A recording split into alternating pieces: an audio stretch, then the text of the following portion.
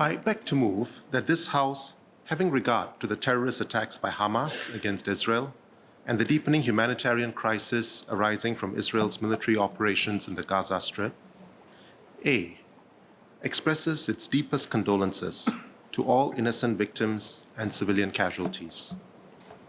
B, advocates the urgent delivery of humanitarian aid to the civilian population in Gaza. C, condemns those responsible for the terrorist attacks and violations of international law. D, calls for all parties to ensure the safety and security of civilians, including the release of all hostages.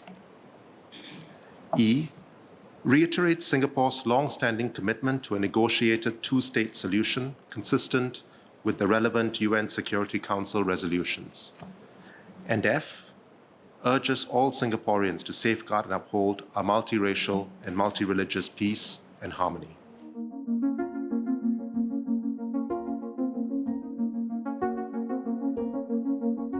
International law forbids the sieges of civilian populations. Gaza is home to some 2 million fellow human beings, almost half of whom are children. And it would be a grave violation of international law to hold them under siege and while doing so deprive them of basic necessities such as food and water. To be clear, collective punishment is prohibited by the laws of war. Equally, international law requires combatants to ensure minimum destruction to civilian life and infrastructure. And intent to cause indiscriminate damage, rather than behaving in a precise manner to minimize damage, would, if established, constitute a grave violation of international law. In the conduct of any military campaign, politicians and commanders alike must be careful to ensure that their words do not imply to their troops that the laws of war can be disregarded. Yes, we will support the investigation of all allegations after the war in accordance with international law.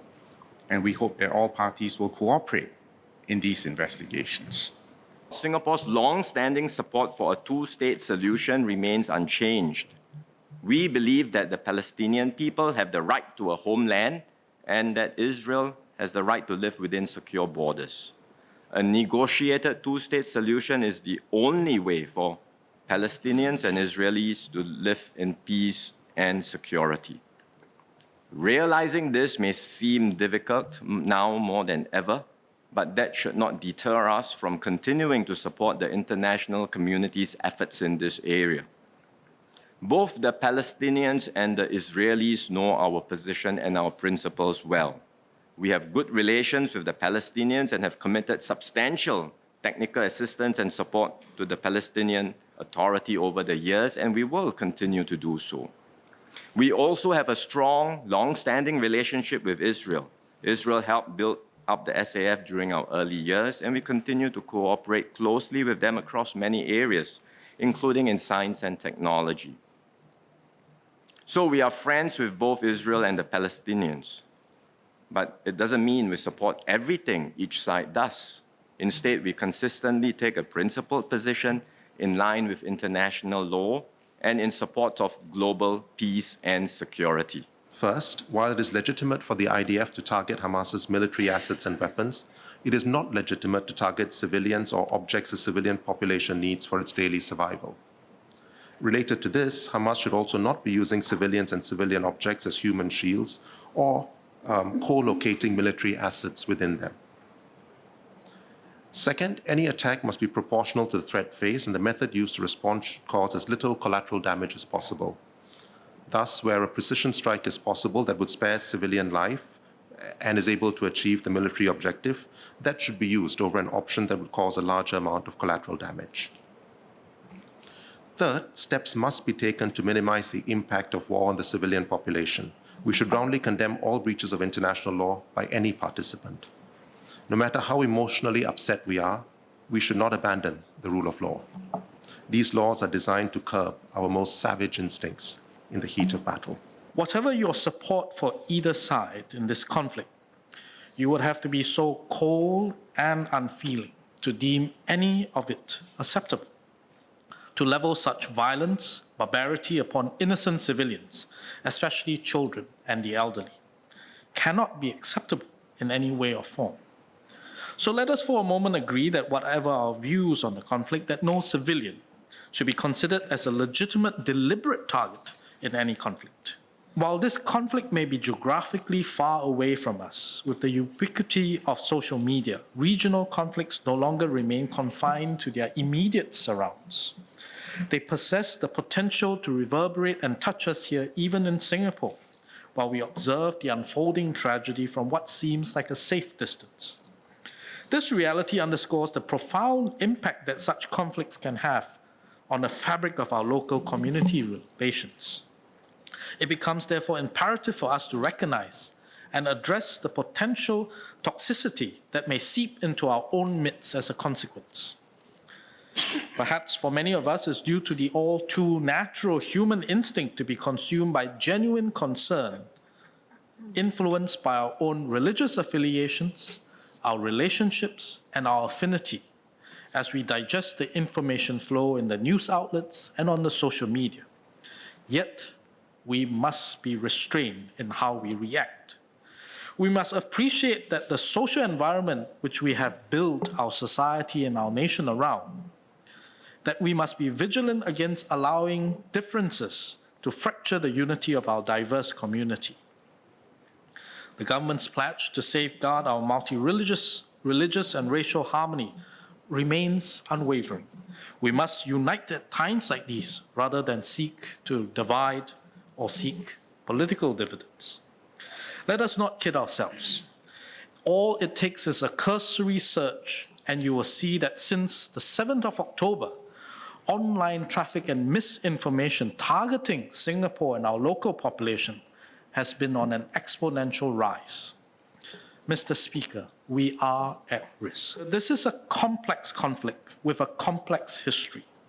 While we do not have a simple, quick-fix solution to it, we can play our part by not complicating it even further. This is not an overnight issue that has just been brought to light. This is an issue, although complex and emotive, is very important to the peace and stability of not only the Middle East, but the rest of the world. This is not a religious or theological issue either. Neither can we paint everyone with the same brush. Not all Israelis voted for their government. Not all Palestinians in Gaza are supporters of Hamas. This is also not an issue for Gaza alone, but the rest of Palestine. For instance, in West Bank, where Hamas has no control. Let me be clear. The atrocities committed against innocent civilians by Hamas militants on the 7th of October cannot be supported, and there can be no reason to target, kill, or take civilians hostage. But it is important to point out that the West's one-dimensional narrative was inadequate and incomplete because it suggested that the Israel-Palestine conflict started on 7th October 2023 with the killing of innocent civilians in Israel. Absent was context. Context of Israel's occupation and subjugation of the occupied territories, a matter that has not been resolved for decades. Nor was there any reflection on past UN fact-finding missions to Gaza in the aftermath of previous Israel-Hamas conflicts.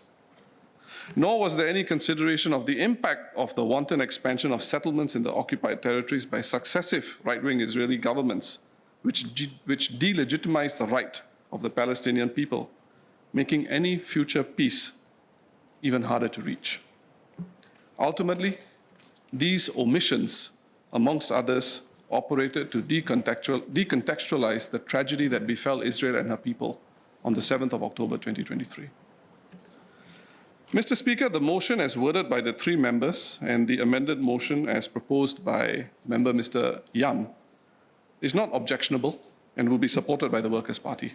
While the Israel-Hamas confrontation and broader conflict look set to continue for some time, Singaporeans should be aware that in view of our multiracial and multi-religious society, this conflict will test us.